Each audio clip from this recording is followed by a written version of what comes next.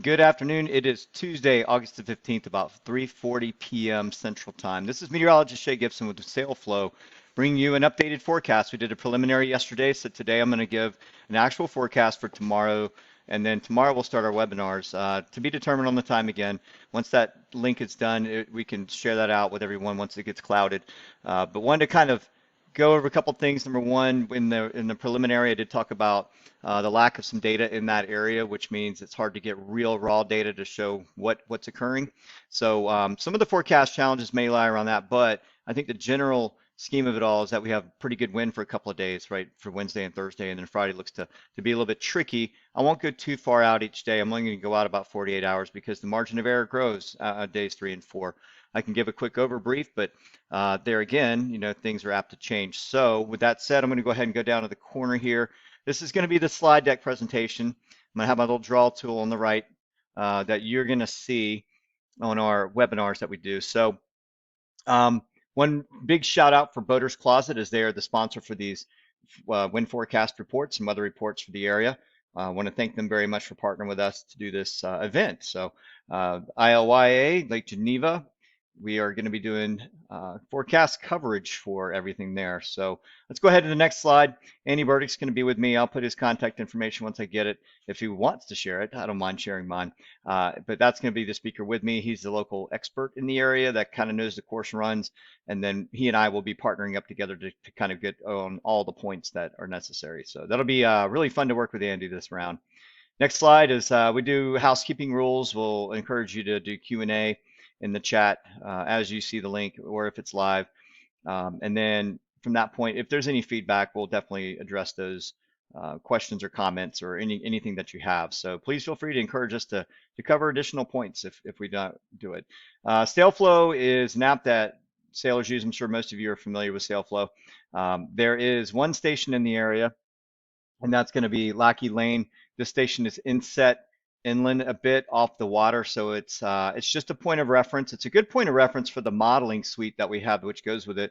So I'm going to use that particular point. It looks like there may be another one on the lake that might be a little bit useful, but for most intents and purposes, that's a central point for the modeling forecast. And we're gonna be zipping around a little bit, looking at Lake Michigan as well for some reference points. With that, the racing area is to be determined daily, right? So if we have a southwest wind on Wednesday, the course may be a little farther up the lake. We want to make sure the wind has a pretty good distance to lie down over the water so you get the best fetch possible on the race strings. So we'll probably be drawing some circles on this in the race areas as we get into tomorrow's webinar or tomorrow's link with Andy.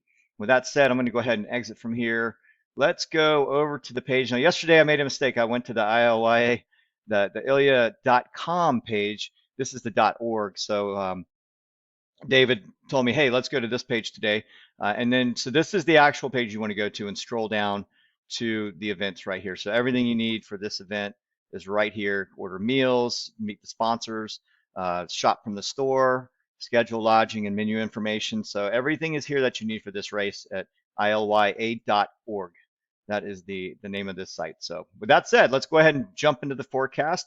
As I did speak last night, it looks like our ridge of high pressure is settling towards the Tennessee Valley and expanding up towards the Ohio Valley is going to happen, which is going to bring a return southwesterly flow, maybe even west-southwest, up and across the area.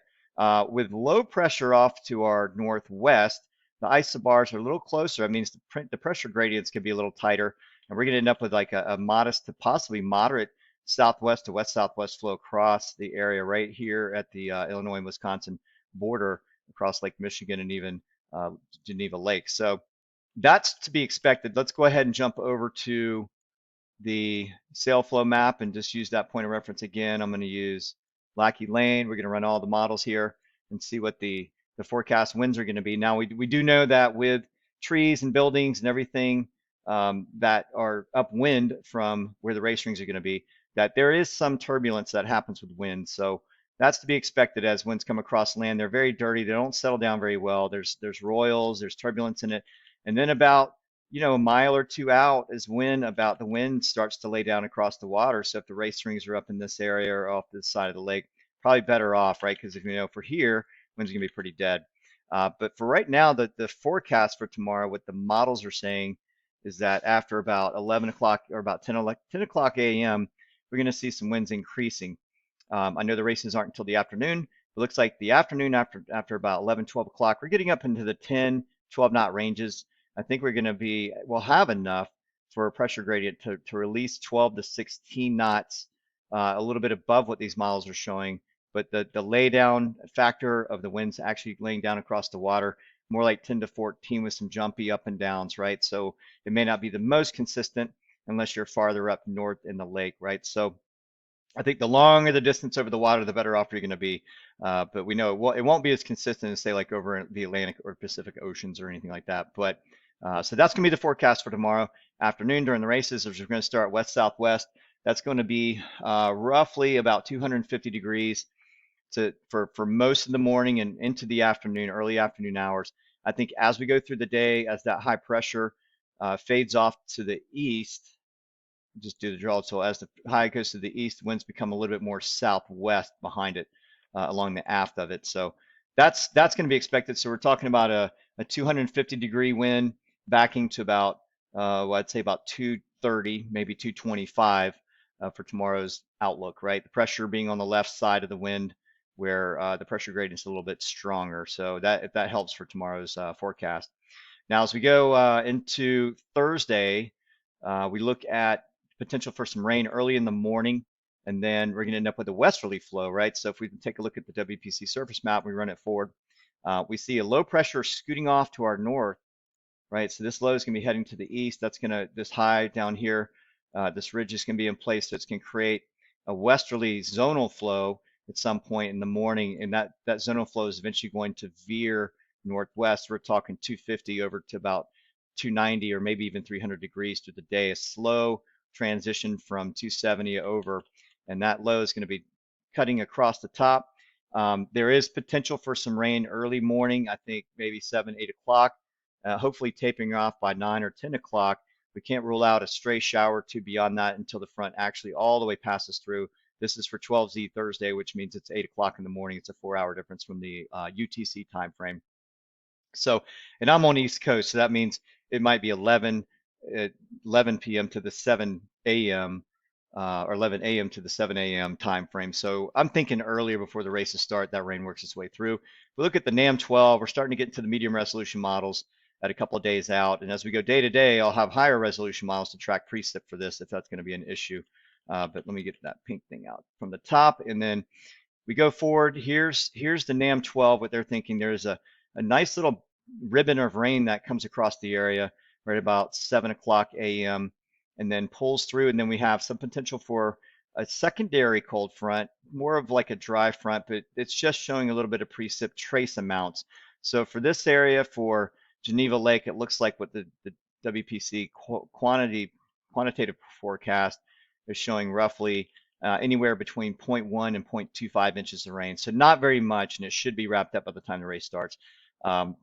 Sometimes these fronts have a way of coming in a little bit slower, so the timeline is backed up by an hour or two. Like from yesterday, this looked at past through a little bit earlier. Now it's backed up a couple of hours. So we could expect this to be a little bit later, which might push some of that rain into the 9 or 10 o'clock hours. But with that, the winds for Thursday look like they're going to be holding up pretty well. I mean, looks like moderate winds as long as we're on this side of the race, the lake farthest away from land that we can get. As the winds veer from the west northwest, and we do have this land to deal with there. So it might be that the early rings start here, and then they end up maybe moving them down to this side. I'll be speaking with David and them about that. But either way, we do look like we have a pretty robust westerly zonal flow as this race starts in the morning. 270 at about 11 to 15 knots. We may even have a stronger pressure gradient pushing 14 to 18 with 20 to 22 knot gusts on top of that, right? So we know that the turbulence factor can shoot the gusts up several knots above what the average is, the mean average on the high end is. So be prepared for a little bit of a gusty morning Thursday morning, and then even into the afternoon as the winds veer west northwest. We may even push that gradient up a little higher to 14 to 18 knots. Especially where it lays down across the lake. So again, another good day of racing. I won't go too much farther than that.